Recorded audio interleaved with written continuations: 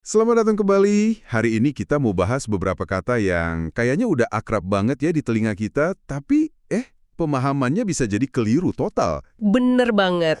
Coba, kalau saya sebut kata jahiliyah, apa yang langsung muncul di benak Anda? Mungkin gambaran padang pasir, masyarakat barbar gitu ya, nggak beradab, suka perang. Zaman kegelapan total pokoknya. Nah, itu dia. Pokoknya zaman kegelapan. Terus satu lagi kata ummi. Nah, ini juga.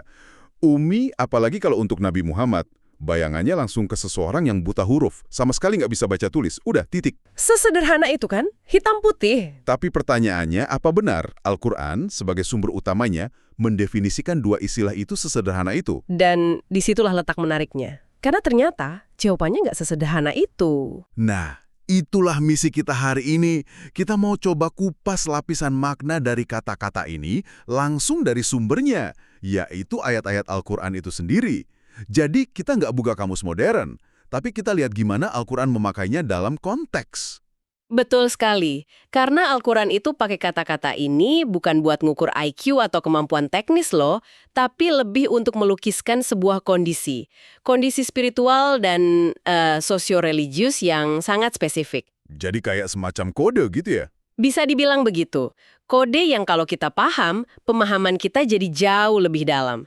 Jadi kita akan mulai dengan bongkar jahiliyah, terus kita bedah ummi yang ternyata lapisannya banyak, dan nanti kita sambungin semuanya.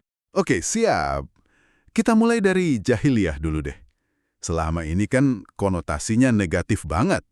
Seolah-olah masyarakat Arab pra-Islam itu nggak punya peradaban apa-apa.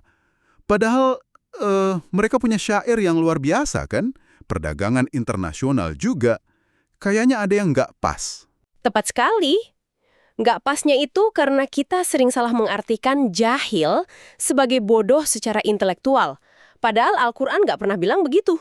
Oh, jadi bukan bodoh dalam arti nggak pinter. Bukan. Al-Quran itu mendefinisikan jahiliyah sebagai sebuah kondisi mental. Sebuah kondisi spiritual, di mana tindakan seseorang itu nggak dipandu wahyu, tapi ya dipandu emosi liar, ego, fanatisme kesukuan, yang buta. Ah, oke.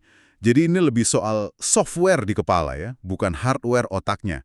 Bukan soal bisa ngitung atau enggak, tapi apa yang jadi dasar tindakannya. Persis, kita lihat buktinya ya. Di surah Al-Fat ayat 26 ada frasa yang kuat banget. Hamiyatal jahiliyah. Ini sering diterjemahkan sebagai kesombongan jahiliyah. Konteksnya apa ini? Konteksnya itu waktu kaum musyrikin Mekah dengan sombongnya menolak perjanjian Hudaibiyah. Itu murni karena gengsi, fanatisme buta. Mereka nggak mau ada nama Ar-Rahman Ar-Rahim atau Muhammad Rasulullah di dokumen itu. Ah, jadi ini soal arogansi. Mirip kayak supporter bola fanatik yang nggak mau ngakuin tim lawan hebat gitu ya. Bukan karena mereka nggak bisa baca papan skor, tapi karena egonya aja nggak terima. Analogi yang pas banget, itulah hamiyatal jahiliyah, kesombongan yang membabi buta, penolakan yang nggak rasional. Jadi ini kejahiliahan dalam sikap, bukan soal nggak bisa mikir, tapi menolak untuk berpikir jernih karena terhalang ego. Oke, mulai kebayang. Ada contoh lain nggak soal perilaku jahil ini? Ada, di surat Al-Qasas ayat 55. Di situ digambarkan sikap orang beriman kalau lagi menghadapi provokasi. Mereka bilang, wala nabtagil jahilian. Artinya, kami nggak mau berurusan sama orang-orang jahil. Oh, jadi orang jahil di sini tuh bukan orang bodoh, tapi Tapi orang yang sengaja provokasi, yang suka debat kusir, yang menikmati keributan. orang yang ngeyel dan suka cari ribut gitu ya. Dan sikap yang benar itu bukan meladeni, tapi justru menjauh. Kami nggak mau berurusan. Wah, ini lebih ke pilihan sikap. Tepat. Dan puncaknya yang benar-benar mengunci pemahaman ini ada di doanya Nabi Yusuf. Di surat Yusuf ayat 33.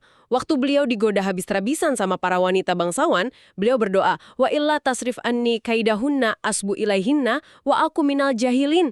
Kalau engkau nggak hindarkan tipu daya mereka dariku, niscaya aku akan cenderung kepada mereka dan akun minal jahilin. Tunggu. Aku akan termasuk orang-orang yang jahil? Betul. Ini kan Nabi Yusuf. Yang kita tahu cerdas luar biasa, bijaksana. Kok beliau justru khawatir jadi jahil? Berarti jahil ini sama sekali bukan status intelektual dong. Sama sekali bukan, Anda nangkap esensinya. Kalau seorang nabi aja khawatir melakukan tindakan jahil, berarti jahil itu kata kerja, bukan kata sifat permanen. Sebuah tindakan. Sebuah tindakan yang dasarnya hawa nafsu, yang nggak dipandu kesadaran ilahi. Makanya Nabi Yusuf berdoa supaya dilindungi dari melakukan tindakan itu. Jadi, jahiliyah itu sebuah era di mana tindakan-tindakan semacam ini mendominasi masyarakat. Kenapa? Karena belum ada panduan wahyu. Wah, ini benar-benar membalikan pemahaman kita ya. Jahiliyah bukan zaman kebodohan, tapi zaman di mana orang bertindak atas dasar ego dan tradisi buta. Tapi ini yang justru bikin saya bingung. Apanya yang bikin bingung? Gini, kalau jahiliyah itu soal kondisi spiritual, kenapa Nabi Muhammad yang jelas-jelas antitesisnya, yang bawa petunjuk, malah sering digelari An-Nabiyul Ummiyu? Kata Ummiyu ini kan kesannya juga soal ketidaktahuan. Rasanya ada yang nggak nyambung. Nah, itu dia. Pertanyaan kunci yang membawa kita ke bagian kedua. Anda benar, rasanya nggak nyambung kalau kita pakai definisi ummi yang umum, yaitu buta huruf total.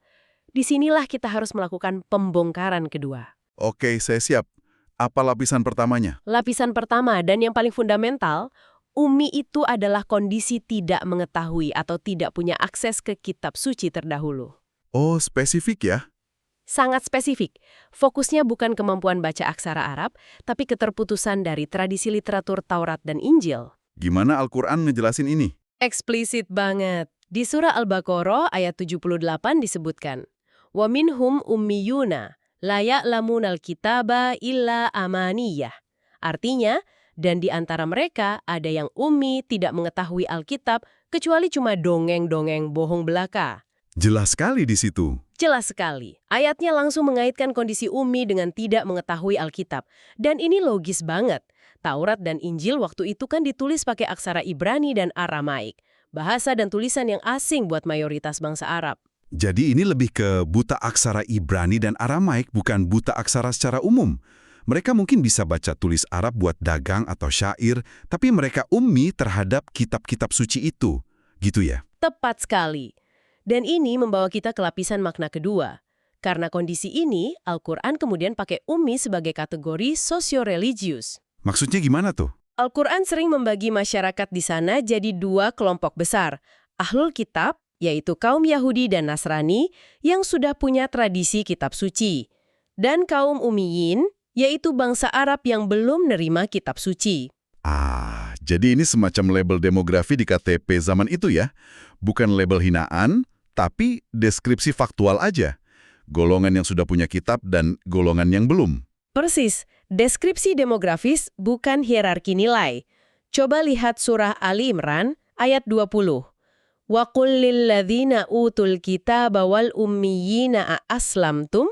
Artinya, dan katakanlah kepada orang-orang yang telah diberi Alkitab dan kepada orang-orang yang ummi, apakah kamu mau masuk Islam? Al-Quran sendiri yang membedakan. Al-Quran sendiri yang membuat kategori ini. Jadi jelas, ini bukan ejekan. Oke, sampai sini saya paham. Bangsa Arab disebut ummi karena mereka nggak punya akses ke kitab suci sebelumnya. Tapi gimana ini nyambungnya ke status kenabian Nabi Muhammad? Nah, ini lapisan ketiga. Dan ini bagian yang paling menakjubkan menurut saya. Status ummi Nabi Muhammad itu justru jadi argumen terkuat. Sebuah mujizat intelektual yang membuktikan keaslian Al-Quran. Loh, kok bisa? Justru karena beliau tidak terdidik dalam tradisi literatur Taurat dan Injil, itu jadi bukti absolut bahwa wahyu yang beliau terima itu murni. Wow, jadi status ummi ini bukan kelemahan, malah jadi semacam segel autentikasi, kayak stiker hologram di produk asli gitu ya? Analogi yang sempurna. Stiker hologram untuk membuktikan ini bukan produk jiplakan. Al-Quran sendiri yang bilang di surah Al-Ankabut, ayat 48. Wa ma kunta tatlu min qablihi min kitabim wa la takhuttuhu biyaminik idzan lartabal mubtilun. Apa artinya itu? Artinya, dan engkau Muhammad tidak pernah membaca suatu kitab pun sebelumnya dan engkau tidak pernah menuliskannya dengan tangan kananmu. Sekiranya engkau pernah melakukannya, niscaya ragulah orang-orang yang mengingkarinya. Wah, ini seperti mengunci perdebatan ya? Tepat. Coba bayangkan, kalau Nabi Muhammad itu seorang sarjana ahli kitab Taurat dan Injil, tuduhan paling gampang dari penentangnya apa? Oh, Al-Quran ini kan cuma rangkuman atau saduran dari kitab-kitab lama. Benar juga. Pasti dibilang ini cuma karya kompilasi, tapi karena beliau ummi terhadap kitab-kitab itu, tuduhan itu langsung mental, nggak punya dasar. Betul. Kondisi ummi beliau itu menutup semua celah keraguan. Itu penegasan tertinggi akan kemurnian wahyu. Dan ini membawa kita ke lapisan makna terakhir. Masih ada lagi. Lapisan keempat. Ummiyina rasulam minhum yatlu alaihim ayatihi wa yuzakkihim wa yu'allimuhumul kitaba wal hikmah. Yang artinya, dialah yang mengutus kepada kaum yang ummi seorang rasul dari kalangan mereka sendiri, yang membacakan ayat-ayatnya, menyucikan mereka, dan mengajarkan mereka Alkitab dan hikmah. Wow. Anda lihat keindahannya? Seorang rasul diutus dari kaum yang ummi untuk mengajarkan Alkitab kepada mereka. Ini sebuah narasi perjalanan yang lengkap. Dari kondisi kosong dari kitab suci sebelumnya, menuju pencerahan melalui wahyu yang murni. Betul sekali. Jadi, dari kaum yang kosong dari kitab suci lain, diutus seorang rasul yang juga kosong dari pengaruh kitab-kitab itu, untuk menyampaikan pesan yang murni, yang kemudian mengisi kekosongan itu dengan Alkitab yang baru. Lingkaran ini jadi sempurna. Sempurna. Narasi yang sangat kuat dan koheren. Kalau gitu, ini pasti ada hubungannya dengan kenapa Al-Quran berulang kali dengan sangat tegas bilang kalau ia diturunkan dalam bahasa Arab yang jelas. Ini bukan kebetulan, kan? Sama sekali bukan kebetulan. Anda sudah menghubungkan titik terakhir yang krusial. Ini bagian pamungkas dari segel otentikasi tadi. Oke. Pemilihan bahasa Arab itu kuncinya. Wahyu ini nggak turun dalam bahasa Ibrani atau Aramaik yang kemudian perlu diterjemahkan dan ya, berpotensi ada distorsi. Supaya nggak ada yang hilang dalam terjemahan. Lost in translation. Selalu ada penegasan Qur'anan Arabiyan, sebuah bacaan dalam bahasa Arab. Tujuannya agar mereka bisa paham langsung. Supaya pesannya jernih. Jernih, murni, tanpa filter budaya atau bahasa lain.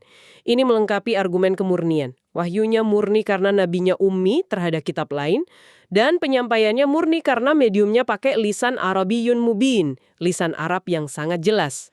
Jadi kalau kita rangkum ya, jahiliyah bukan kebodohan intelektual, tapi kondisi spiritual yang menolak petunjuk. Ummi bukan buta huruf total, tapi kondisi murni dari pengaruh kitab suci lain yang justru jadi bukti keaslian wahyu. Dan keduanya diikat Oleh turunnya Al-Quran dalam bahasa Arab yang jernih sebagai medium penyampaian yang paling murni. Wah, ini benar-benar memberikan kedalaman makna yang luar biasa. Gelap, sama sekali bukan. Tapi Tapi ini cerita tentang Tuhan yang memilih wadah yang paling murni, seorang nabi yang ummi, dan sebuah kaum yang ummi, untuk menerima pesan yang paling murni dalam bahasa yang paling jernih.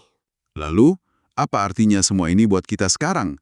Di zaman yang sudah sangat berbeda ini? Ini pertanyaan yang bagus, dan mungkin membawa kita pada sebuah ironi. Pemahaman ini memunculkan satu pertanyaan reflektif untuk Anda renungkan.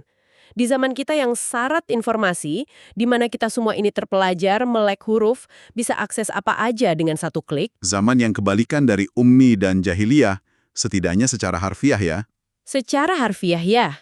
Tapi pertanyaannya, mungkinkah kita justru mengalami sebuah keummian jenis baru? Maksudnya? Tak ada hentinya. Sehingga kita justru kesulitan untuk mendengar kembali pesan aslinya yang jernih dan murni itu. Begitu maksudnya? Tepat. Pertanyaan untuk Anda bawa pulang adalah, apakah terlalu banyak pengetahuan tentang sesuatu justru terkadang bisa menjauhkan kita dari pemahaman yang sesungguhnya? Mungkinkah di tengah lautan informasi ini kita justru menjadi buta, bukan karena tidak ada cahaya, tapi karena terlalu silau?